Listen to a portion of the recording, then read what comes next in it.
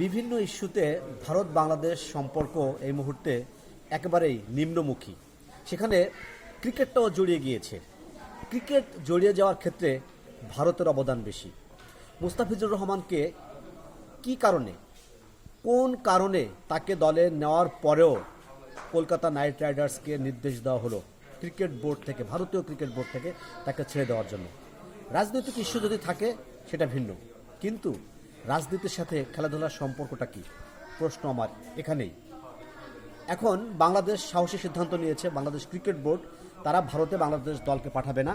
কারণ বিভিন্ন গণমাধ্যমের সূত্রে আমরা জানতে পেরেছি ভারত মুস্তাফিজকে তার নিরাপত্তাজনিত কারণে সেখান থেকে বাদ দেওয়ার তারা নির্দেশ দিয়েছে। তাহলে মুস্তাফিজকে যদি নিরাপত্তাজনিত কারণে বাদ দেওয়ার নির্দেশ দেওয়া যেতে পারে, তাহলে বাংলাদেশ ক্রিকেট বোর্ড তো ঠিকই আছে, নিরাপত্তাজনিত কারণে ভারতে বাংলাদেশ দল পাঠাবে না। এই বিষয়টি আইসিসিকে জানানো হয়েছে, আইসিসি বিষয়টি মেনে নিয়েছে। বাংলাদেশ দাবি করেছে বাংলাদেশের যে ম্যাচগুলো ভারতে হওয়ার কথা সেগুলো শ্রীলঙ্কা শিফট করার জন্য।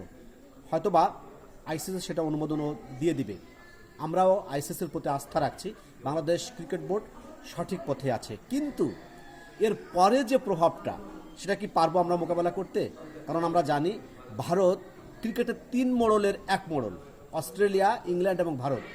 আইসিসি তাদের অনেক সিদ্ধান্ত পরিবর্তন করে এদের চাপে। সেক্ষেত্রে বাংলাদেশ কি কন্টিনিউ করতে পারবে ক্রিকেট অঙ্গনে? যে সকল সিরিজগুলো আসন্ন রয়েছে সেগুলো হয়তোবা কিছুটা নেতিবাচক প্রভাব পড়তে পারে। তার জন্য প্রস্তুত থাকতে হবে বাংলাদেশ ক্রিকেট বোর্ডকে।